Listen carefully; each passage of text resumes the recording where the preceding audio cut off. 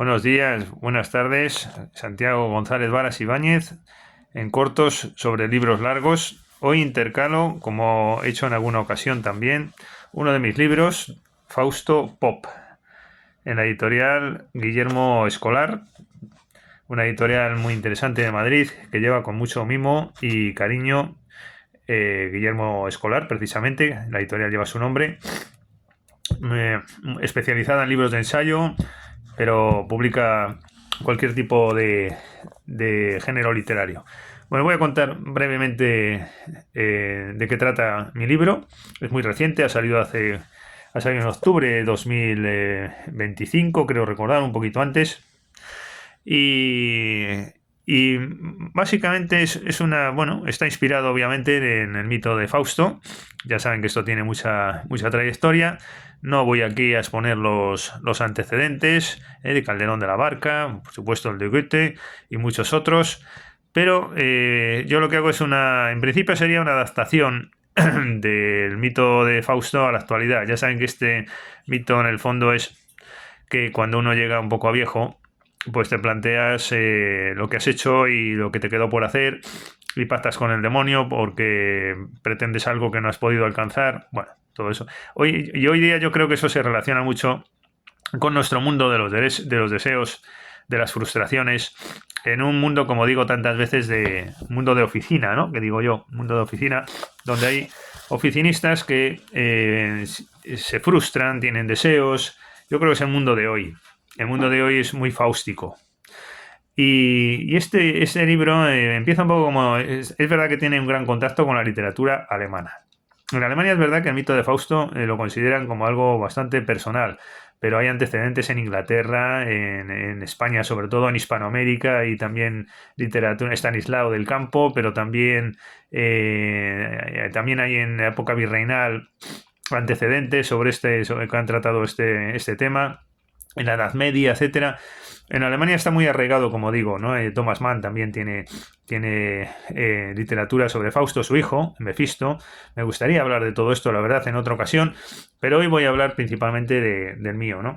No es exactamente solo una recreación, tiene un gran contacto con la literatura alemana, por lo que vamos a ver, pero también se relaciona con lo alemán en el sentido que es un poco Bildungsroman esto, ¿no? Es decir, empieza como tantas obras alemanas, por ejemplo los Buddenbrock y tantos otros, ¿no? Tantos otros libros, con la vida desde la infancia del protagonista, que va teniendo distintos nombres a lo largo de su vida. Al principio se llama Fefarkin y entonces pues este personaje tiene unas claras inclinaciones culturales, está destinado por lo cultural, es como una especie de obsesión, incluso en su infancia se produce un fenómeno muy curioso, no me quería extender mucho, pero algo voy a contar. En su infancia padece un fenómeno muy curioso, que es que cuando él se dedica a las letras, que es lo que realmente le gusta, siente ciertas perturbaciones, algo así como de Hölderlin, ¿no? Como que vas con la poesía hacia la locura y sin límite.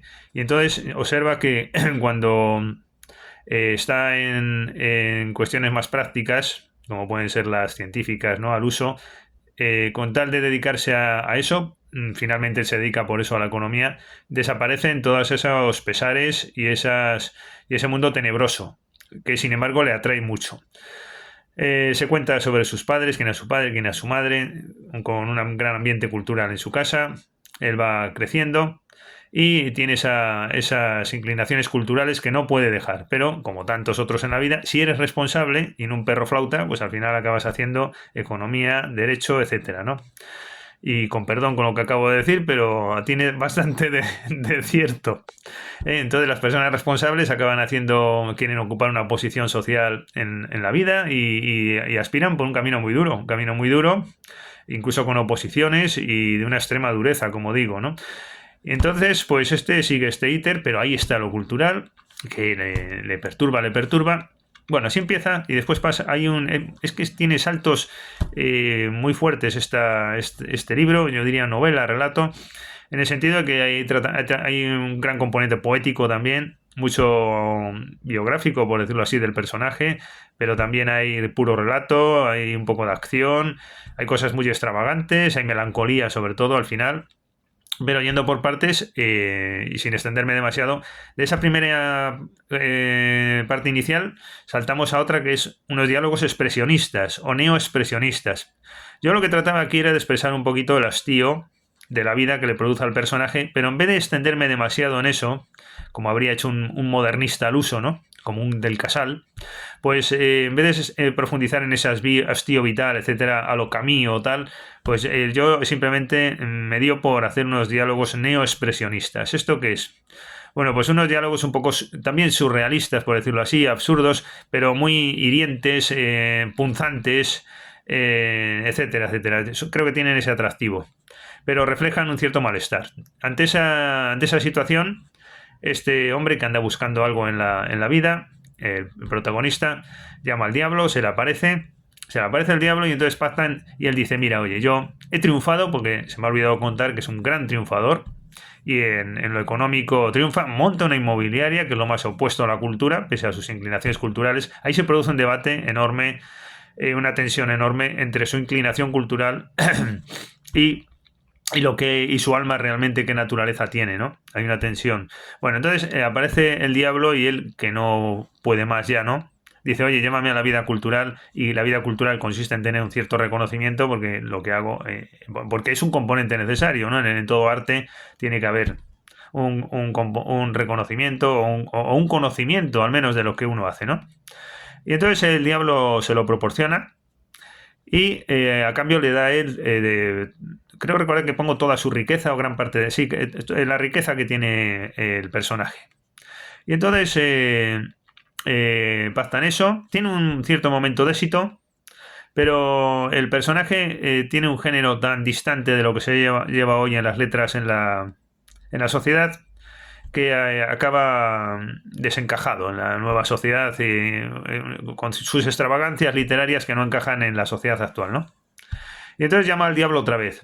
Y el diablo le dice, oye, mira, lo siento mucho, pero... Y entonces ahí se entabla una relación muy de hoy, ¿no? Que esto habría sido imposible pues en el siglo XIX o en el XVIII o en el XX, en el tratamiento del Fausto, que era más metafísico. Aquí sería un poquito la adaptación a la actualidad. ¿En qué sentido? Pues en el sentido crematístico, no bonito por decirlo así, pero muy realista de lo actual, de que se produce ahí unas desavenencias pues como las de todos hoy día, que no hay otra cosa, que pleitos, que controversias, que pugnas económicas. Y entonces el personaje le dice al diablo, oye, devuélveme el dinero, me has estafado, me siento defraudado por ti, vaya un diablo, que no has podido hacer nada, no tienes poderes, esto es un fraude.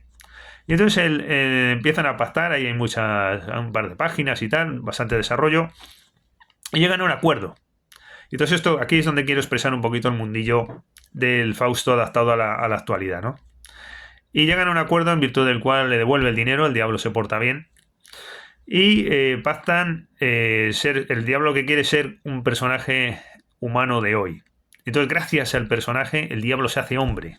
Ahí doy un salto. Y además se hace llamar Fausto, el diablo, que es precisamente lo prototípico de lo humano en todos los intelectuales cuando han cultivado el mito de Fausto, que es el personaje que se llama así, que pacta con el diablo. Aquí pasa él, el diablo, a llamarse así, porque gracias al hombre, el diablo se convierte en hombre. Pero llegan a una solución crematística, el diablo consigue lo suyo, que es el socio de Pfeffermin, que va cambiando de nombre a lo largo del libro. Pfeffermin es un nombre alemán, no es menta, simplemente es eso, pero y King es rey. Lo he puesto en alemán y en inglés, ¿no? En vez de König, pues he puesto King, que es en inglés, ¿no? Una mezcla. Y que también es muy de nuestro tiempo. Bueno, entonces van a España a hacer negocios inmobiliarios. Y el diablo se lo pasa bomba y dice, bueno, pues es que esto no lo des vuelta ese personaje, aquí la realidad de hoy es esto. Déjate de literaturas, déjate de cosas culturales, eso era perder el tiempo, era una auténtica estupidez tu pretensión con lo bien que está esto, que vas a grandes hoteles, te lo pasas de maravilla, mira qué instalaciones hay, mira qué restaurantes, disfrutemos de la vida de lo inmobiliario, por decirlo así, pero pinchan con la administración, ¿no? Resulta que Resulta que hay amigo, ¿no? Con el clero hemos topado, el clero de nuestro tiempo, de la administración. De eso también sé un poquito. Y ahí reproduzco unos pasajes de inactividad administrativa, del sufrimiento que padecen los empresarios cuando la administración frustra sus proyectos por no contestar. Ahí hay una sátira, una ironía, creo que es bastante gracioso. Es una broma, por supuesto.